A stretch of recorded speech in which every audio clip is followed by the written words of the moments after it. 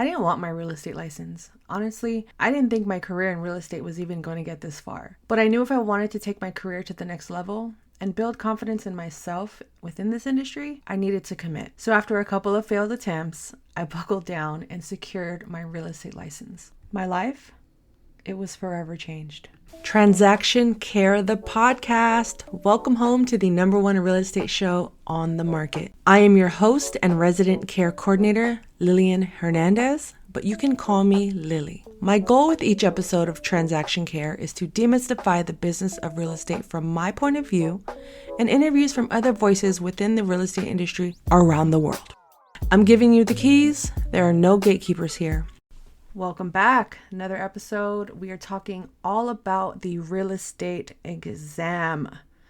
Yes, testing, not my strong suit. I'm getting better. In fact, I need to get better because at this stage of my career, it is my 5th year as an entrepreneur, as a solo transaction coordinator running my own business. I have decided to get my real estate license in another state. Where, you may ask? Well, you're just going to have to follow the podcast, subscribe to my YouTube channel, TC with Lily, a day in the life of a real estate transaction coordinator. I will be documenting that new journey, mostly on my YouTube channel, a little bit here on the podcast as well. So definitely stick around for that journey because, as you will soon find out at the end of this podcast, testing really isn't my strong suit. So the thought of starting this whole journey all over with a whole different state, new material, new knowledge, it's a bit overwhelming, which is why I wanted to do this podcast and help anyone out there interested in getting their real estate license or considering getting their real estate license in another state or multiple states. So let's get into today's episode. So the first thing you want to find out is, what state do you want to be licensed in? For clarification, there isn't just one test for the whole United States of the real estate market. There is one test for each state. So for anyone considering getting their license in California, you must take the California state license exam. Same with New York, Texas, Florida, etc. And for continuity purposes, I'm just going to be talking about getting a real estate license within the United States of America. For any of my international listeners that want to educate my audience on how to get licensed in, say, Canada, Mexico, any countries within Europe, Asia, let me know. I'm down to have that conversation because I also would love to learn. So next step, you know exactly which state you want to get licensed in. What do you do next? Well, you want to find out what that state requires in terms of education.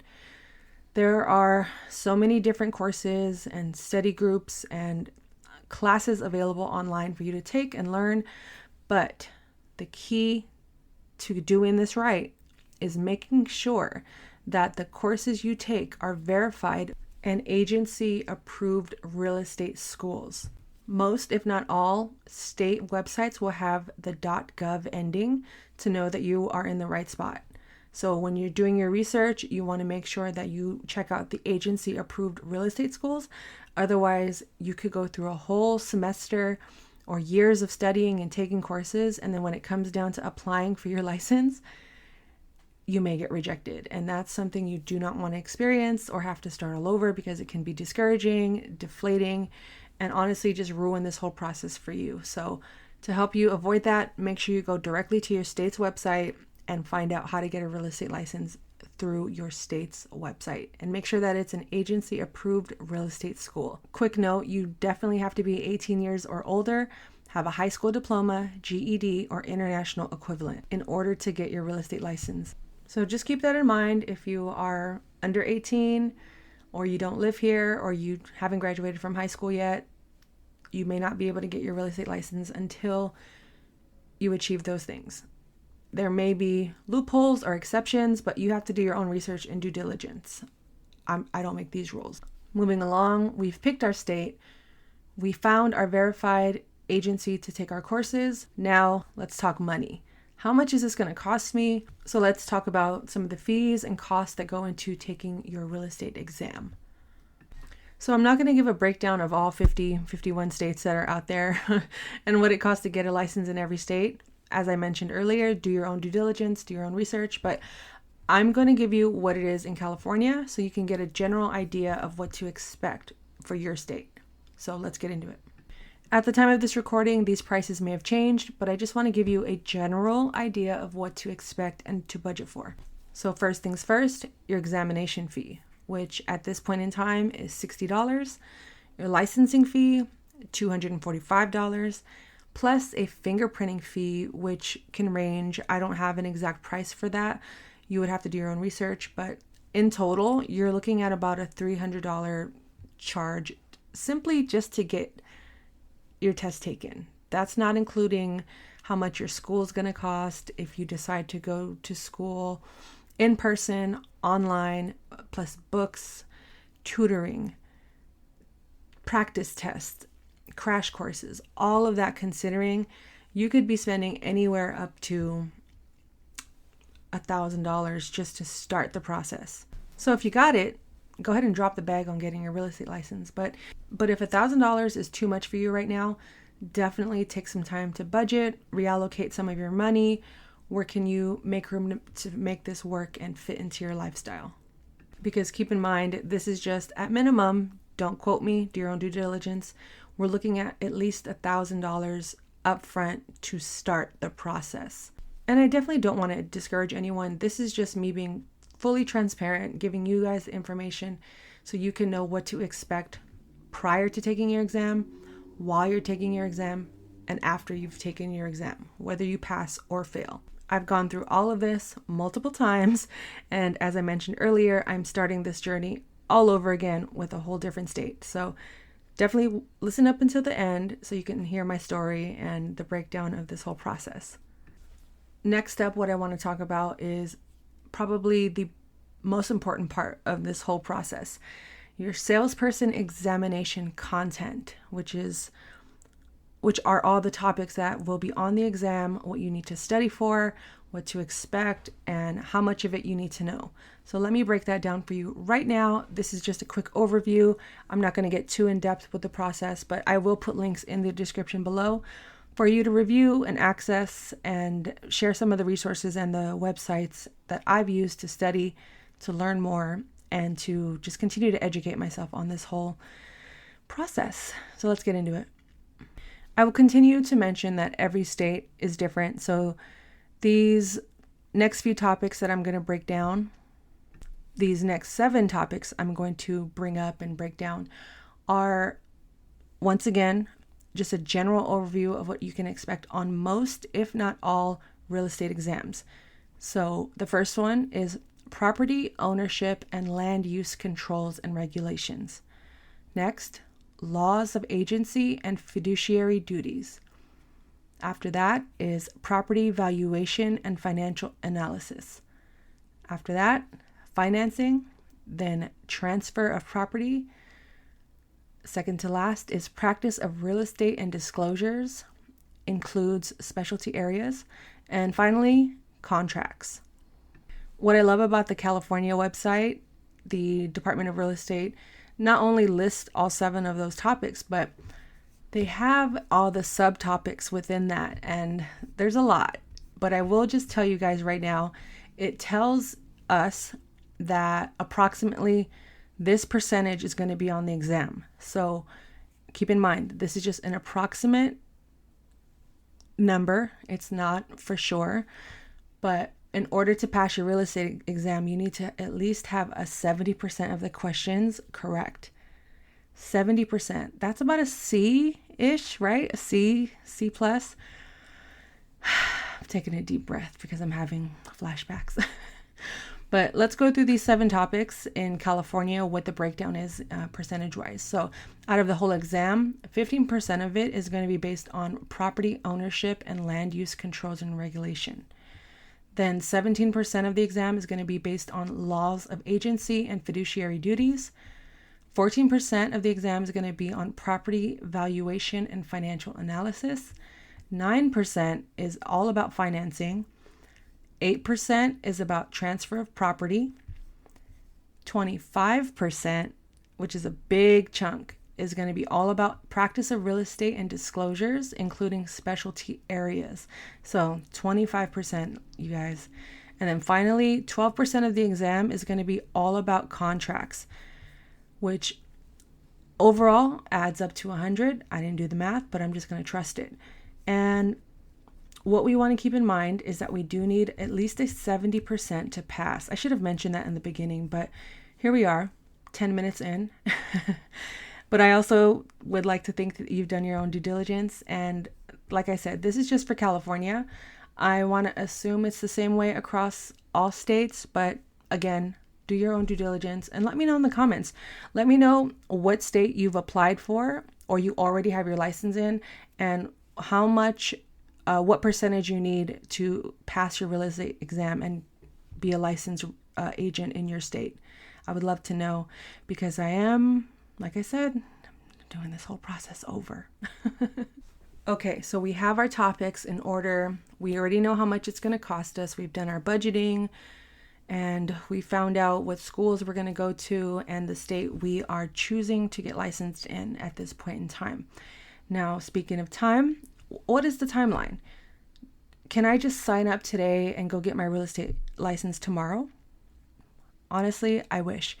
So the answer is a big no. You cannot just sign up today and get your real estate license tomorrow. The process is long. So you definitely have to have patience, discipline, money, because getting your real estate license is not an overnight exam that one can just take because they feel like it. There are time limits in which each course can be considered done. And also keep in mind, some states may have multiple exams. I don't know exactly which states those may all be, but continue to do your research and ask a lot of questions and go through your board of real estate. Those are the most important people that you'll want to get through, because there's a lot of factors that go into getting your real estate license. And one thing I should also mention is that a required background check will be done. So keep that in mind. If you have a record, if there's something that may show up that could prevent you from getting your real estate license, get that all situated beforehand. Call ahead of time and find out, hey, I have this thing on my record. What can I do? I'm in the process of getting my real estate exam, taking my real estate exam to get my real estate license. Please break down the process. Do I need to get a lawyer? Do I need to come to the office directly? What papers do I need to fill out? Handle anything that could affect you moving forward in this process ahead of time. I would hate for anyone to just show up and do all the courses and then get derailed or rejected because they didn't check ahead of time. So if you're hearing this out there and there's something that you think may prevent you from moving forward in this process, just pause and go back a little bit. Call your board directly, call your agencies, call your lawyers, whoever you need to get in contact with to straighten all of this out so that you can move forward and get that real estate license without any hiccups. So for that reason, as well as each state requiring time in between courses and exams being taken, it's important to really be on top of your time management through this whole process. Like I said, you can't just go sign up for the test today and take it tomorrow. Unless you're actually studying in college to get a degree in real estate, the process isn't as long as getting a degree in real estate. It definitely takes time, so keep that in mind, especially the after process, applications being filed and considered and approved. You want to factor in all of that, as well as taking your courses. Most, if not all, states require that you study for a certain amount of hours, which include taking tests, passing practice quizzes, practice tests. So they can guarantee that you are taking this seriously. They don't want anyone to just come in, buy the books. All right. I mean, you could cheat your way through if you want, but honestly, you're only going to hurt yourself in the long run. And getting in the habit of doing things the way that they are intended will help you in your success in the future. So keep all of that in mind as you are navigating through this whole process. It will not happen overnight. So you will have to dedicate a good amount of time, especially if you have trouble studying, aren't that great of a test taker like myself. I explored all aspects in order to pass this exam. And I'll get into that in just a moment. But to summarize all of this, you definitely want to pick where you want to get licensed, figure out your educational route you're going to take, And if you're going to do this online, in person, a mix of both options are available to you in order to complete this part of the process. And then you also want to consider the cost, budget this into your lifestyle, and study the topics that are going to be on the exam. Just because 25% of the exam is going to be about disclosures and real estate practices, it doesn't mean you should ignore the other topics. Study each topic equally and give just the right amount of attention to each of them, because it's going to be a mix of questions that really could blindside you if you don't study, if you skip a topic. So definitely invest time into studying every topic equally and learning everything inside and out. Finally, you want to consider the timeline of this whole occurrence. All of it based on your own lifestyle, the way you study, the way you learn things, the required hours that must be put in to study before you can move on to each course required by your state. So with all of that in mind, including when you're going to schedule your test, when it's available, the location of your test, it could be outside of your city and you have to make a trip of it, or make this a traveling thing where you have to drive or fly somewhere. All of that considered. Also, that factors into your costs, and you want to do all your research ahead of time so you know what to expect as it gets closer. And as you get to that point where, all right, I did my courses, now I know I have to do this next, and you're ready and prepared so you have less stress on you when you go take that exam. A few study tips that I can offer, honestly, is simply to commit. Really commit. Find the discipline in this activity. Make it fun for yourself. Make it as easy for yourself as possible. If you're someone that learns in person better, go take the classes in person. For me, I did classes in person and online. I found doing a mix of both was best for me and my brain, my study habits, the way I learn. And I also took advantage of the fact that I had people in the class to ask questions, to study with. I, did this alongside someone I was friends with in the past, and we both committed to this whole process and went in it. We went to Saturday courses, we went to night school. You have to find what works best for you. And then as you're studying, you want to create a safe space for yourself to where there are little to no distractions. I went to my parents' house, stayed in the guest room, and just locked the door for 2 whole weeks leading up to my exam. And the only reason I say 2 weeks is because I had failed my exam prior to that. So I had already done the months and months of studying, the courses, the night school, the Saturday school. But I was so insecure about passing that I said, I'm just going to go in and take this test and see how it is, so then I could retake it later with more confidence. Your confidence isn't guaranteed if you're not putting in the work. And the fact that I put in all of that work and still didn't believe in myself, I look back and I'm not disappointed because everything worked out the best way possible. But at the same time, it's like I self-sabotaged myself and I got in my own way. And imposter syndrome was leading and I wasn't. So don't go through all of this. I suggest, do you? But I suggest to go through all of this with the most confidence and most self-confidence you can have, and believing that you're going to do great and you are going to pass because you studied. I downloaded apps, anything that was related to real estate. I downloaded apps. I was on YouTube. Shout out to YouTube University. I read every chapter of every book as best as I could, as thoroughly as I could. I took notes. I had flashcards. I was pinning notes on my walls. I was just fully immersed in everything real estate. I took practice quizzes. I took practice tests multiple times, not just once. I always like to say I failed my real estate exam 3 times, because the first time when I was working at an office, the owner of the company wanted all of his staff to be licensed. And, he's like, we'll pay for it. It's not a big deal. You just got to go do the courses and take the test. I was like, that sounds easy. I was really young. I was like 19 or 20 years old. fresh into adulthood, right? And I started the tests immediately. I was like, nope, this isn't for me. This is just a part-time job. I want nothing to do with it. Fast forward a few years later, I took it more seriously. I couldn't believe I was still working in real estate at that point. But my self-confidence just shot down to the ground as I got closer to that exam. And I think the part that I was missing was just more prayer, affirmations, journaling, just talking to someone and getting advice and comfort versus just kind of isolating myself. So yes, I say to, find a space for yourself to study and to have that dedicated area of just quietness and less disruption.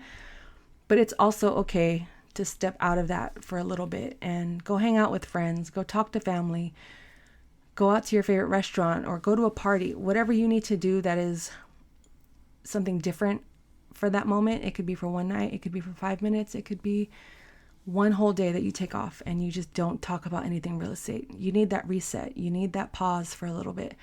But I understand if you are fully immersed, like I was in those last 2 weeks leading up to my retake, I didn't even tell anyone that I was retaking it, other than I think my mom, because she was around me. I was at her house at the time. No one knew when I was retaking it. No one knew where I was retaking it.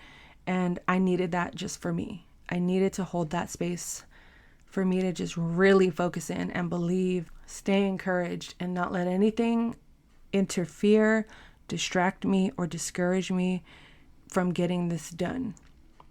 And it was that moment I passed my real estate exam, when I ultimately just committed everything into getting this done. And I was so grateful. When you pass the exam, they don't tell you what your score was. You just know that you need at least a 70% or higher. So I'm assuming I got 100%. I still don't know to this day. It's been over 5 years since then. I renewed my license. But I just had a feeling going into it. I felt more relaxed. I got there 2 hours early, got breakfast, prayed, zenned out, meditated in the car, found good parking. That's another factor you want to consider is, does the testing location have parking? Is it free? Is there somewhere to eat? Do you have water? Did you drink enough water? Is there a restroom? All of that. There's so many little things you have to consider. But leading up to it, you definitely want to have all your affairs in order. Like I said, down to your background check. If there's anything that's suspicious or you think may be unresolved, just go check on it. It won't hurt, especially when this is your future that's in your hands. 5 minutes of just cleanup, doing your due diligence, your research, putting in the time and the effort to clean up some history, a little bit of some messes is going to impact the rest of your life. And I'm grateful that I tried again and that I didn't give up even after I failed or when I wasn't even confident in myself to take the exam again. And I knew from that point on that my life was going to change forever. And my life was forever changed the moment I passed my real estate exam. I felt so good. I was excited.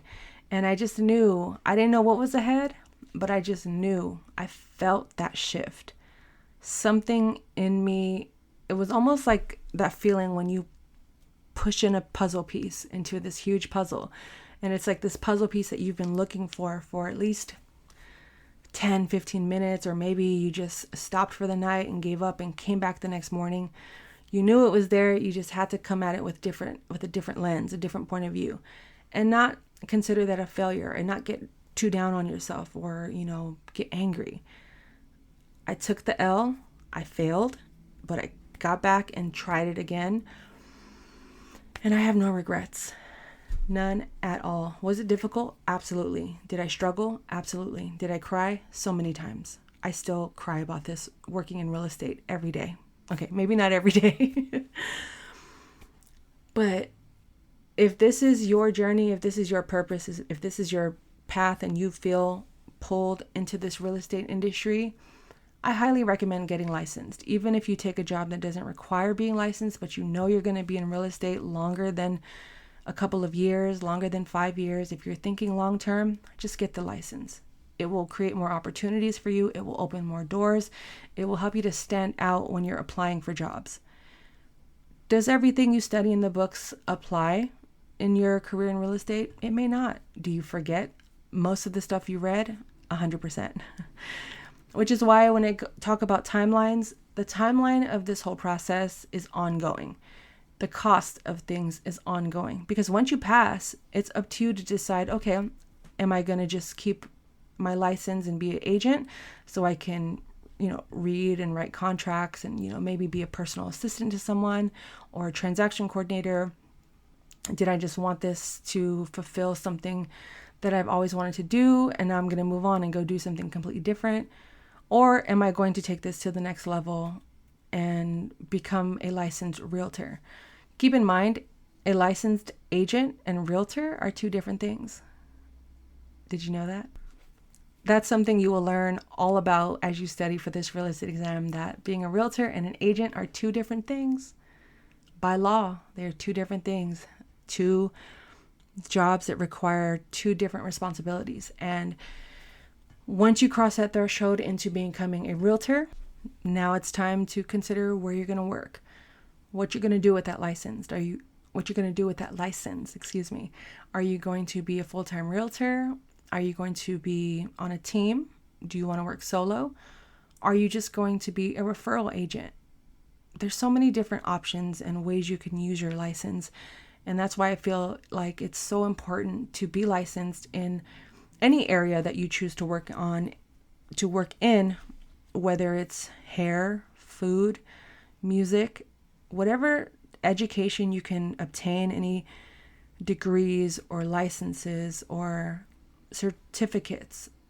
I implore you to do your research and go for it. It's only going to make you more confident. You'll have access to people who have done it, and you can ask them questions. You can build your network. You can create resources for yourself and be that mentor for someone behind you who's coming in behind you. Like, hey, this is how I did it. This is what you should look out for, and just continue to give back. That's the whole cycle. And if you are out there as someone that wants to get their real estate license, I keep saying exam over license, but if anyone is out there interested in taking the exam to get your license, go for it. Take a deep breath, read every question thoroughly. Do not rush through the questions. The exam is timed. It's a total of 150 questions, all multiple choice. You need a 70% or higher, and you do get 3 hours to take the test. So those are just a few things to keep in mind leading up to taking your exam, as you're taking your exam, and after you take your exam. If you have any further questions, please go to the description of this episode. I have linked many resources that can help you in this journey, and just do your due diligence. I'm an available resource to help you and help answer any questions that you may have. I want all of us to succeed, whether you're just starting out or you're considering pivoting in your career. Wherever you're at this point in time, if real estate is on your heart, we're in this together. Experience goes a long way. Put yourself out there once you've passed your real estate exam. Don't be shy. It's okay. You're going to mess up. You're going to fail, but you're also going to win. You're going to succeed. You're going to do great. There will be ups and downs. I'm still experiencing ups and downs. I'm starting my whole real estate journey all over in a different state. On top of the state I'm already practicing in, which is California. And you'll realize that there are levels to this. You may want to get licensed in other states or get certified in other areas in real estate. Keep in mind, all of that is available to you. That concludes another episode of Transaction Care. Thank you for listening. If you got this far, I truly appreciate you. I have an amazing guest coming up on next week's episode. Her name is Jessica Shields. She is an educational psychologist, teacher, coach, author, mother, and we're going to talk all about money, childhood, upbringing, financial literacy, and the importance of talking to our children about money and ways we can teach them about money that doesn't monetize our everyday tasks that we should be doing, like cleaning up the kitchen, picking up our dirty laundry. But financial education and literacy starts in the home at a very young age. And I thought it was an important conversation to also kick off this series of guests that I have coming up on this show. I do not want you guys to miss out. So stay tuned for that episode with Jessica Shields. Check her out at jessicashields.com. But until then, head to transactioncarepodcast.com to join my TC community so you can be in the know when exclusives like my merch are going to be dropping. You can get discount codes, you get downloads, you get access to my store, my digital downloads, access to me. If you want to talk one-on-one, I only share exclusive calendars with my TC community. They are amazing. We are a small bunch, but we are growing quickly and strongly together. And that is the best way to reach me, definitely. And like I said, merch is on the way, guys. Stay tuned. Follow me on all social media so you could see those designs, what's coming up. But most importantly, join my TC community. That is the place to be. That is the place to learn and be up to date before it even hits the podcast, before it hits my YouTube channel, before it hits social media.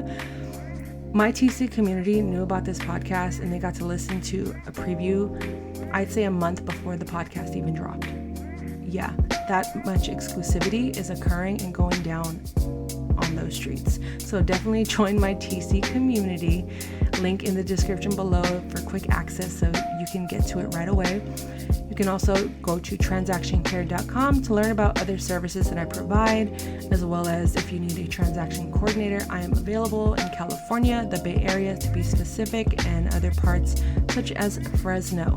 So hit the comments up, give us a 5-star rating. It really helps to grow and expand the audience and reach and to talk to people around the world and make sure that this podcast reaches them.